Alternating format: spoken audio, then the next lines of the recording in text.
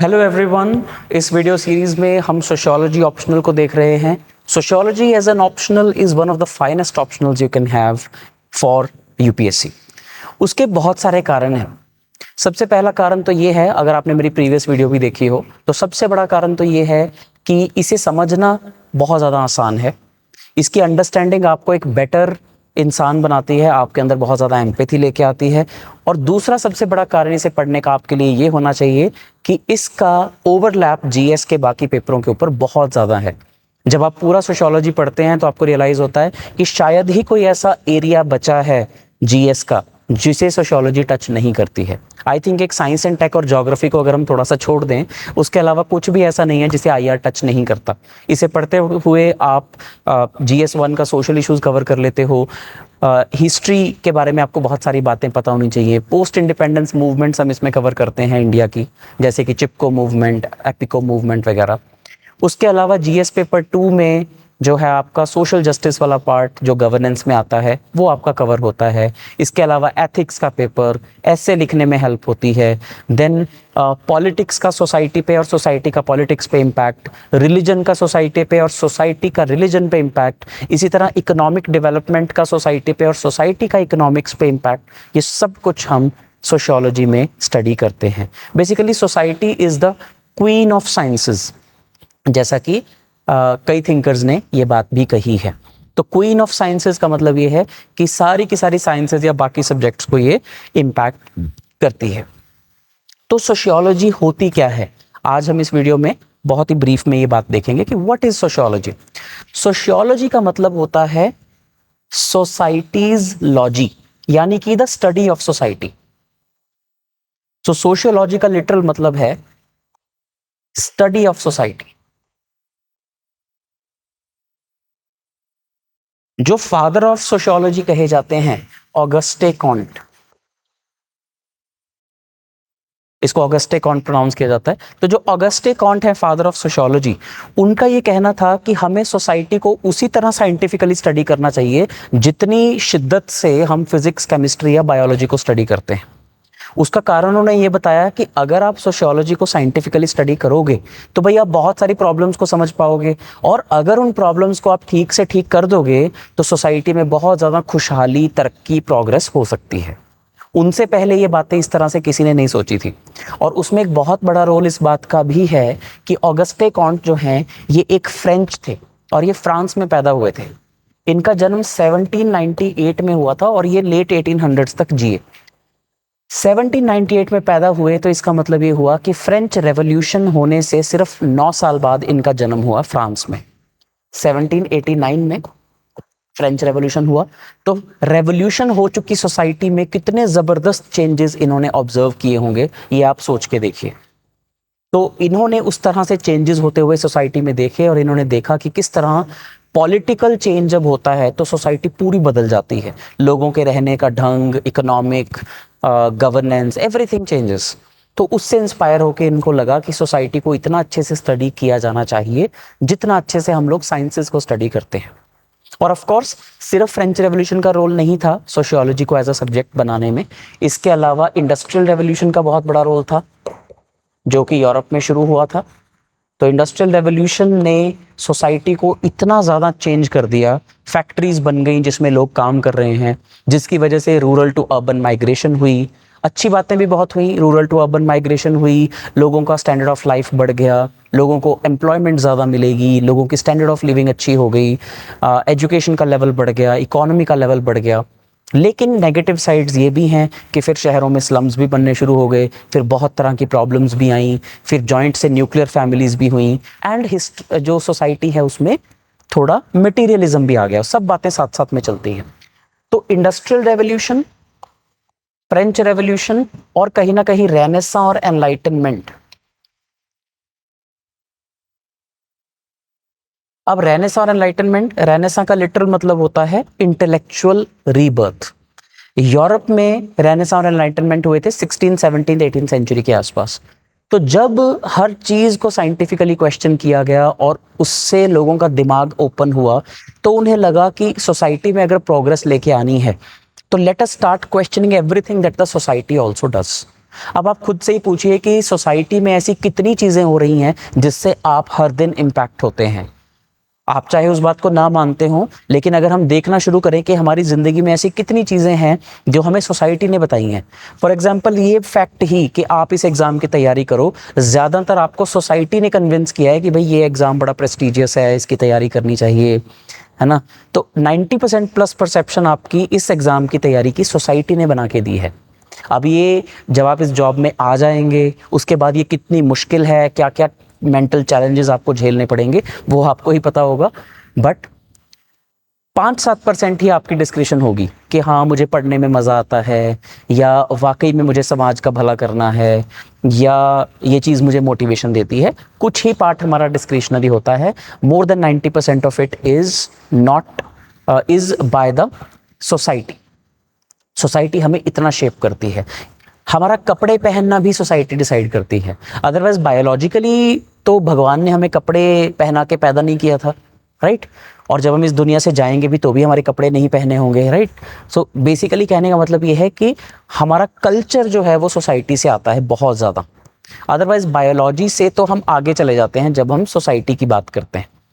तो सोशियोलॉजी जो सब्जेक्ट है ये आज से 200-250 साल पहले यूरोप में शुरू हुआ, right. Father of sociology Auguste can't ने इसे शुरू किया। और उसके अलावा बाकी थिंकर्स के भी हम इसमें पढ़ते हैं, जैसे कार्ल मार्क्स हो गए। बहरहाल अगर हम वापस इस मतलब पे आते हैं कि सोशियोलॉजी का मतलब क्या होता है, तो इसका सिंपल सा मतलब ये है कि जो मैन है वो है सोशल एनिमल। एरिस्टोटल ने कहा था that man is a social animal, यानी कि इंसान अकेला नहीं रह सकता। अगर आपको इंसान को मार देना है तो आप उसे अकेला बंद कर दो। जैसे कई जगह पे इनह्यूमन प्रैक्टिस होती है कि भाई सॉलिटरी कन्फाइनमेंट कर दी जाती है। अब इंसान जब किसी की शक्ल नहीं देख रहा, किसी से बात नहीं कर रहा, बिल्कुल ही अलग थलग है और महीनों तक ऐसा है, तो हो सकता है कि वो सुसाइड ही कर ले कि भाई कुछ है तो है नहीं दुनिया में। So man is a social animal, he can not survive alone even if he chooses to believe कि मैं तो बड़ा इंडिपेंडेंट हूँ, मैं बड़ा अकेला हूँ। ऐसा नहीं हो सकता। You have to stay in the society. तो if man is a social animal, तो मैन मतलब जो है वो ग्रुप्स में रहता है। तो जब इंसान ग्रुप्स में रहता है तो वो कैसा बिहेव करता है और क्यों करता है, इसकी स्टडी को हम सोशियोलॉजी कहते हैं। तो सोशियोलॉजी एक सिंपल वर्ड्स में तो हम कह सकते हैं कि it is study of society. पर सोसाइटी क्या है? सोसाइटी है ग्रुप्स ऑफ पीपल, और वो ग्रुप्स ऑफ पीपल में लोग बिहेव किस तरह से करते हैं और क्यों करते हैं, इसकी स्टडी को हम कहते हैं सोशियोलॉजी। अदरवाइज बड़े ही सिंपल तरीके से हम चीज़ों को इंटरप्रेट करते हैं। अब मान लीजिए कि आपने कोई भिखारी देखा, कोई बैगर देखा, आपके दिमाग में दो तरह के थॉट्स आ सकते हैं। एक तो ये आ सकता है कि यार ये कितना लेजी है, या इसको तो आदत पड़ चुकी है ऐसे मांगने की, है ना, तो आपको उसके लिए दया नहीं आएगी। वर्सेस दूसरा व्यू पॉइंट होगा कि यार ये बंदा जो है ये ना सोसाइटी के फेलियर की निशानी है, कि हमारे समाज ने इसे फेल कर दिया है, इसलिए इसको भीख मांगने पे मजबूर होना पड़ रहा है।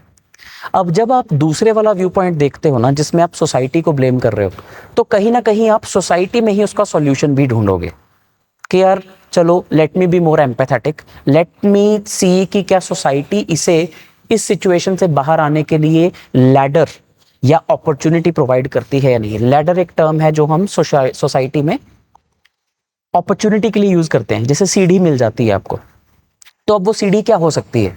वो सीढ़ी हो सकती है कि उसे एजुकेट कर दिया जाए, उसे स्किल दे दी जाए कोई, या उसे कोई काम दे दिया जाए, ये लेटर हो सकती है। तो अगर वो सोसाइटी इस तरह के लोगों को अपॉर्चुनिटीज देती है तो वो होगी ओपन सोसाइटी, अदरवाइज वो होगी क्लोज्ड सोसाइटी। तो इस तरह से हम इसका सोशियोलॉजिकल सॉल्यूशन ढूंढते हैं। यानी कि सोसाइटी या सोशियोलॉजी जब हम पढ़ रहे हैं तो उसमें हम ये देखते हैं कि समाज इंसानी बिहेवियर को या चीज़ों को कैसे इम्पैक्ट करता है। How society shapes us and how V shape society, ये पढ़ते हैं हम सोशियोलॉजी के अंदर।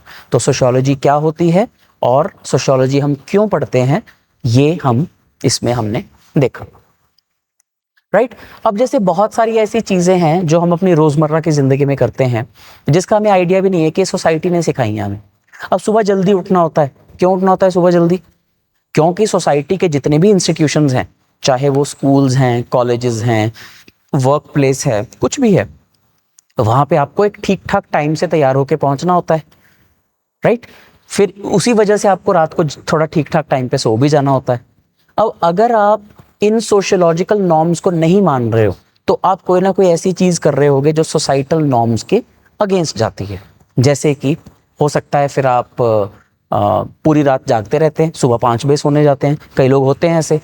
तो उससे उन्हें ये साइकोलॉजिकल रिलीफ भी मिलती है कि हम कुछ ऐसा कर रहे हैं जो भाई रेबेलियस है। आपने देखा ना बहुत सारे लोग, जैसे एक बहुत ही सिंपल एग्जांपल मैं आपको देता हूँ, जो टॉर्न जीन्स होती हैं या रगड़ जीन्स होती हैं, फटी हुई जीन्स जो कई यंगस्टर्स पहनते हैं, that is an example of going against the society in a very mild way. तो आप ये दिखा रहे हो कि भाई ये तो एक बहुत ही बड़ा टैबू है ना कि फटे हुए कपड़े नहीं पहनते, हम तो जानबूझ के फटे हुए कपड़े पहनेंगे, हम तो डिजाइनर फटे हुए कपड़े पहनेंगे। So that is like showing that you are a rebellious kind of person.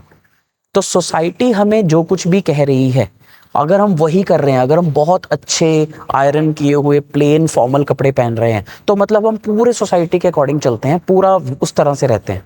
लेकिन अगर मैंने बहुत ही कटे फटे कपड़े पहने हुए हैं, बहुत ही ढीले ढाले, या यहाँ से कई लीरें लटक रही हैं, कहीं से कुछ हो रहा है, बहुत ही ऑड फैशन अगर मैंने किया हुआ है, तो मैं एक तरह से एक मैसेज सेंड कर रहा हूँ कि भाई I don't care what the society says. तो वो रिबेलियस एटीट्यूड दिखाता है। और यही rebellious attitude different hair styles भी दिखा सकते हैं। अब अगर बिल्कुल सिंपल सा हेयर स्टाइल है मेरे जैसा, तो प्रॉबेबली जो इंसान है वो बड़ा ही सीधा साधा सा है, सोसाइटी की सब बातें मानता है। लेकिन अगर किसी ने बाल ऐसे खड़े किए हुए हैं जेल लगा के, है ना, या आधा सिर गंजा है और आधे पे बाल हैं, या कुछ भी बहुत ही ऑड हेयर स्टाइल किया हुआ है, जैसे आपने देखा होगा कि there are so many males that have very long hair, खुले रखते हैं उसको जैसे लड़कियों की तरह, और लड़कियां जो है कई वो बॉय कट रखती हैं या बहुत ही शॉर्ट हेयर, या वेस्टर्न सोसाइटीज में तो they can go bald as well by choice, या नोज पियर्सिंग्स, या यहाँ पे कुछ कुछ करा लेना बहुत ही अजीब तरीके के। तो वो सब चीजें दिखाती हैं that the person does not care about what the society says, the person is rebellious. तो आप कुछ ऐसा करने की कोशिश कर रहे हो जिसमें आप सोसाइटी की नॉर्म्स के थोड़ा सा अगेंस्ट जा रहे हो, विच शोज योर माइंडसेट, जो कि ऐसे गलत नहीं है, but it is just a way of reflecting it. तो ऐसे बहुत सारी चीजें हैं अपनी डे टू डे जिंदगी में जो हम सोसाइटी के कहे मुताबिक करते हैं।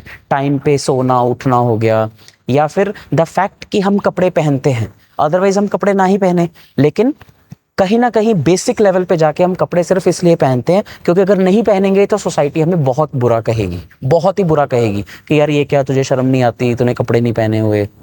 Probably even a law can be invoked against us, public indecency, है ना। तो यहां तक की चीजें भी हमारी सोसाइटी डिसाइड करती है। उसके अलावा हम कौन सी भाषाएं बोल रहे हैं, हम किस तरह के त्योहार मना रहे हैं, हमारे दिमाग में किस तरह के स्टीरियोटाइप्स हैं, राइट, हमारे किस तरह के वैल्यू सिस्टम्स हैं, बिलीफ्स हैं, ये काफ़ी सारी चीज़ें हमें सोसाइटी से मिलती हैं। तो जब हम सोशियोलॉजी पढ़ते हैं then we are able to appreciate कि हम ये सब क्यों कर रहे हैं, और अगर हम एक बार ये अप्रिशिएट कर पाते हैं कि हम क्यों कर रहे हैं, then we may start questioning it as well. और अगर हम क्वेश्चन करते हैं तो हमें उसमें कोई कमी नज़र आएगी, और अगर हमें कमी नज़र आएगी तो हम उस कमी को अगर सुधार देंगे तो the society will become a better place. For example, हमने सोशियोलॉजी पढ़ी तो हमें पता चला कि भाई समाज में कास्ट बेस्ड डिस्क्रिमिनेशन बहुत है। तो कास्ट डिस्क्रिमिनेशन पता चल गई हमें, अब हम सोचेंगे इसको ठीक कैसे करें। ठीक करने के लिए हमने एफर्मेटिव एक्शन लिया, हमने कहीं रिजर्वेशन प्रोवाइड की, कहीं पे कोई एक्स्ट्रा बेनिफिट दिया, कोई सोशल इकोनॉमिक पॉलिटिकल कोई ना कोई मेजर्स लिए ताकि लोअर कास्ट्स को अपर कास्ट के बराबर लाया जा सके। और इंडिया में पिछले 70 से 80 सालों में जो भी एफर्ट्स इस डायरेक्शन में हुए हैं, उन्होंने कास्ट सिस्टम को बहुत हद तक कम करने का काम किया है। So the reason we have become much better as a society than 80 years before is because of all the interventions that the government has taken. तो जब आप सोशियोलॉजी पढ़ते हो, you are able to appreciate कि सरकारें sociologist perspective से भी सोचती हैं, और वो सोचती है कि सोसाइटी में हम कमियां ढूंढें और फिर उनके लिए एक्शन लें ताकि सोसाइटी ज़्यादा प्रोग्रेसिव और पर्पसफुल बन सके। That is the reason we study sociology and that is the meaning of sociology.